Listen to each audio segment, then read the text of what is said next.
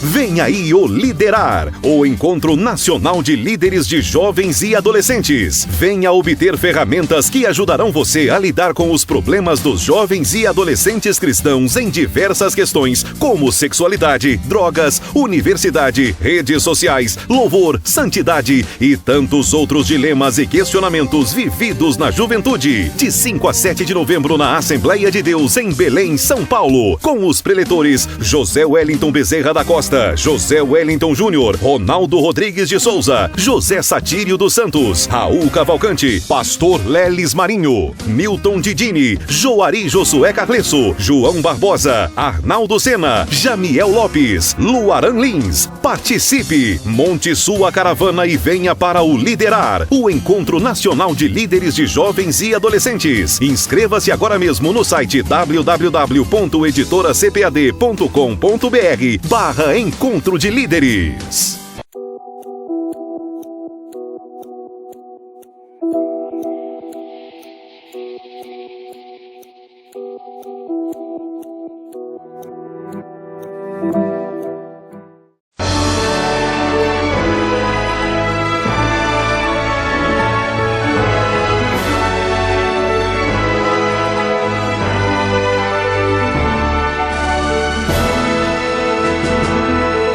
Subsídios.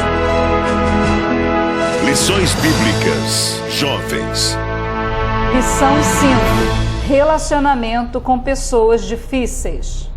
A paz do Senhor, querido professor, querida professora. Como foi a aula anterior falando sobre a amizade e sobre amigos? Eu espero que esta lição tenha sido de grande proveito para você, como também para vossos alunos e alunas. Afinal de contas, todos nós desejamos ter bons amigos, não é verdade? A lição desta semana, a lição de número 5, fala sobre relacionamento com pessoas difíceis. Se você observar especificamente o livro de Romanos, capítulo 12, versículo 18, que é usado para o texto áureo desta lição, a Bíblia nos orienta que, se possível, depender da nossa parte, que tenhamos paz com todos os tipos de pessoas, e isso naturalmente inclui paz com as pessoas cujos relacionamentos com elas são difíceis. Na agenda de leitura, você vai ver diversos personagens e seus relacionamentos que ilustram positiva e negativamente a nossa lição. Em primeiro lugar, José com seus irmãos. Em segundo lugar, Paulo com Alexandre. Em terceiro lugar, Moisés e Arão contra os insurgentes.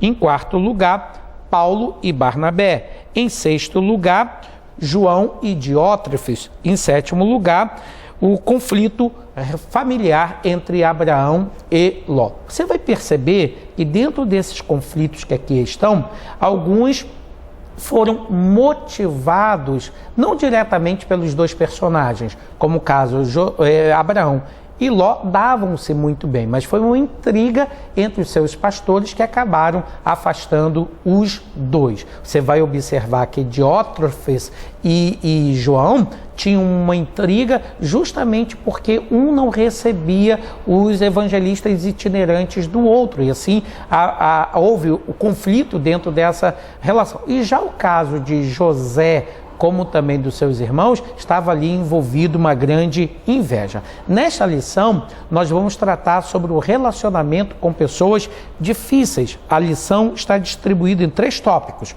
o que são pessoas difíceis, característica das pessoas difíceis, como se relacionar com as pessoas difíceis. Uma nota: a orientação pedagógica, ela deve ser usada com o tópico 3 da lição. Trata-se de uma orientação muito pertinente, muito útil e que haverá de ilustrar concreta e objetivamente as lições que você está ministrando a respeito do conflito com pessoas de relacionamentos difíceis. Então não deixe de usar essa estratégia em sua sala de aula. O primeiro tópico nos diz o que são pessoas difíceis.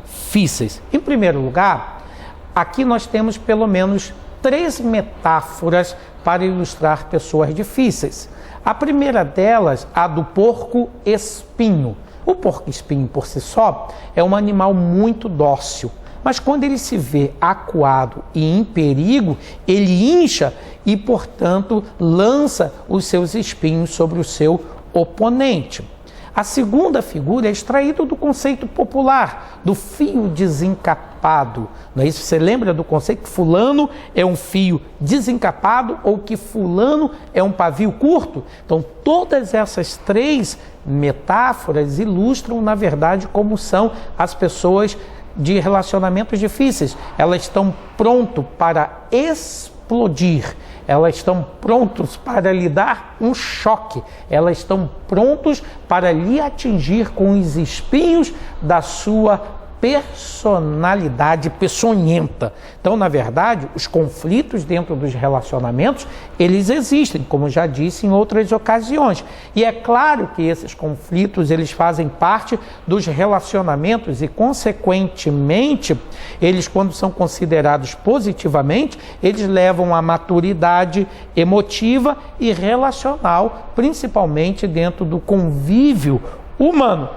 Mas o que está sendo colocado em pauta na lição são justamente as pessoas cujos relacionamentos chegam às raias do abuso verbal, como também, em alguns casos, ocorre até de opressões mesmo físicas. Nesse caso, portanto, nós falamos da halitose da personalidade como um exemplo. Se você pensar bem, a halitose, ela é definida e designada como uma enfermidade, e esta enfermidade provoca, portanto, o mau hálito. E você sabe, na verdade, que uma pessoa que possui mau hálito é uma pessoa que as outras costumam se afastar pelo fato de que a conversa próxima a ela torna-se um pouco incômodo por causa do mau cheiro que ela exala. Então, esse conceito de halitose, que é uma característica de uma doença, ela na verdade também foi empregada para se referir ao conceito dos relacionamentos e se fala, portanto, da halitose da personalidade. As pessoas que sofrem, portanto, essa halitose, já que você já sabe que a halitose representa a questão do mau hálito, as pessoas que assim são ilustradas com esse nome, halitose da personalidade, são aquelas pessoas que afastam as outras do seu convívio por causa do seu comportamento irritante. Se você me permite uma brincadeira aqui, é que falta a essas pessoas o bom cheiro agradável de Cristo, que tanto aguça o caráter e a personalidade, torna a pessoa querida e amada por todos. Eu vou lhe fazer um desafio, professor, professora. Leve para a sua sala um perfume, ou leve, por exemplo, um bom ar. Nesse tópico, você deixe cair um pouco do perfume ou borrife a sua sala com um bom ar. O cheiro vai se alastrar e os alunos vão perceber aquele odor agradável. Quando os alunos perceberem isso, você leva diretamente para o livro de Cantares de Salomão, verso 1 e 2, que diz assim: como perfume derramado é o teu nome, por isso as donzelas o amam. O que significa a palavra nome dentro daquele contexto? O nome ali significa caráter, significa uma personalidade atraente. E assim como um perfume que é derramado, ninguém consegue ofuscar e ocultar o frescor daquele aroma que perfuma toda a sala, assim também não se consegue evitar que as pessoas se aproximem de uma pessoa cujo caráter e personalidade é bom, é agradável, é um atrativo. Já a pessoa que sofre a halitose da personalidade é muito diferente, as pessoas se afastam e a pessoa cujo bom nome, que representa o seu caráter, já tem o significado de aproximar as pessoas. E quando, portanto, você colocar o perfume, borrifar a sala com bom ar e os alunos sentirem aquela fragrância, você faz o contraste. Assim é a pessoa que tem um bom caráter e uma boa personalidade, assim como o cheiro do perfume agrada a todos, estar com essa pessoa também é muito agradável. Então, veja o subtópico número 3 do tópico 1, que diz o que diz a Bíblia. A Bíblia, na verdade, não apresenta, obviamente, sistematicamente a respeito dos relacionamentos com pessoas difíceis, mas tem muitos exemplos na Bíblia que tratam dessa questão, como, por exemplo, José e seus irmãos. O relacionamento de José com os seus irmãos foi difícil e conflituoso por causa da inveja dos seus irmãos. E a pessoa de relacionamento difícil tem a tendência de ser invejosa. E nesse caso, a questão da inveja deles foi tanta a ponto de pensarem na morte do seu irmão. Obviamente que Deus transformou o propósito deles em morte, em vida e bênçãos para José. Davi e Saul. Saul também era um porco espinho, um fio desencapado, um homem de pavio curto que a inveja acabou destroçando a vida de Saul e também destroçando o relacionamento que ele tinha com o mais valoroso guerreiro de Israel. Saul, diz a Bíblia, não olhava a Davi com os bons olhos, tudo que Davi fazia não agradava, razão pela qual tentou matá-lo. Ele invejava o apreço, a consideração, a admiração que as pessoas tinham com Davi e intentou matá-lo porque era difícil conviver com Saul. Até mesmo os filhos dele tiveram problemas com o relacionamento com seu pai. Quais são, portanto, as características das pessoas de relacionamentos difíceis? Isso não é difícil identificar pela Sagrada Escritura, como também não é difícil de identificar dentro dos relacionamentos. A Bíblia vai apresentar que as pessoas de difíceis relacionamentos são, em primeiro lugar, pessoas invejosas e, em segundo lugar, são pessoas ciumentas. Acontece que a inveja é um sentimento destrutivo que é provocado principalmente pela insatisfação pessoal pelo sucesso do outro. Você pode ver isso daí em Provérbios 14, verso 30. E é claro que a inveja se distingue do ciúme. Por quê? O ciúme é uma outra obra da carne que você sabe, juntamente com a inveja, como vai dizer diversas passagens da Sagrada Escritura.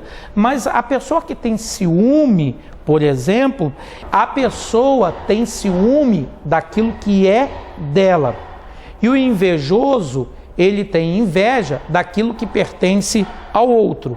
O ciumento quer primazia em tudo que possui, enquanto o invejoso tende a destruir ou ignorar o que o outro conquistou. Então a Bíblia nos orienta para termos cuidado com as pessoas ciumentas e invejosas. São conhecidas dentro desse caminho: Caim, os patriarcas, Saul e os próprios principais sacerdotes que invejavam a Jesus. Uma outra característica das pessoas de difícil relacionamento é que elas são opressoras e também agressivas. Você sabe que o opressor ele tem um conceito equivocado acerca da autoridade que ele exerce, principalmente se estiver no ambiente de trabalho. Ele converte a legítima autoridade em opressão e a submissão graciosa em pena.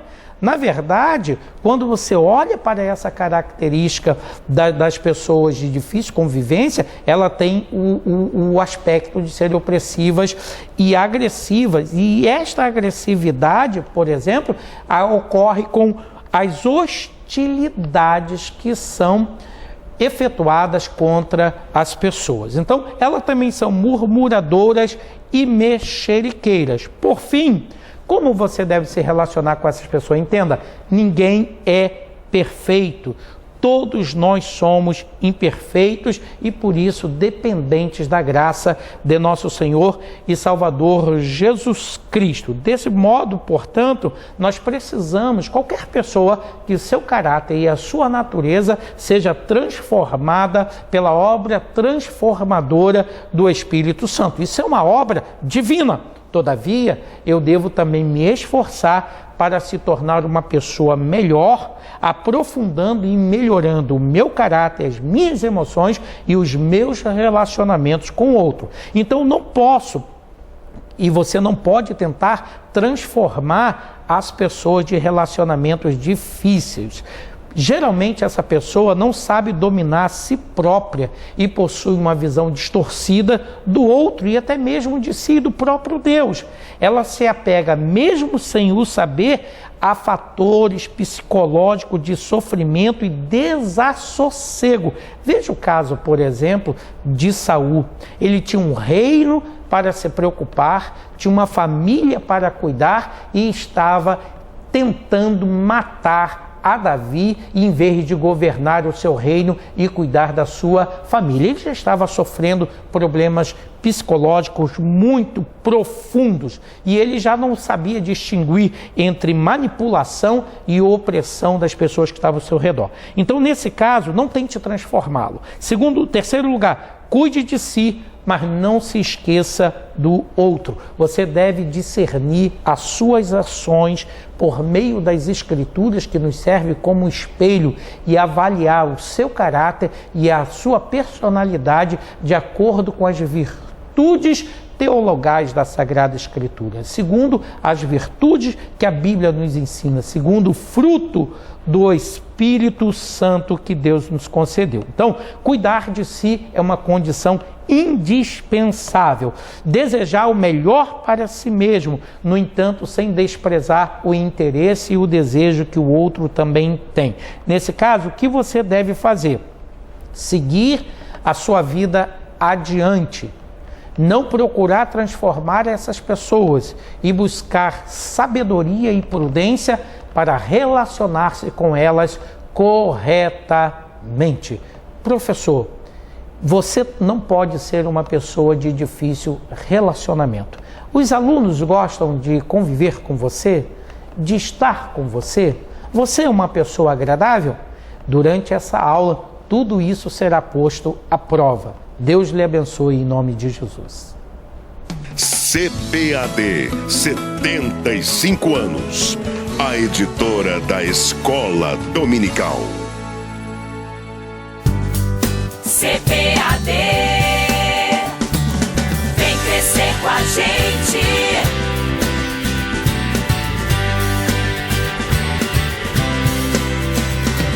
CPAD, vem crescer com a gente.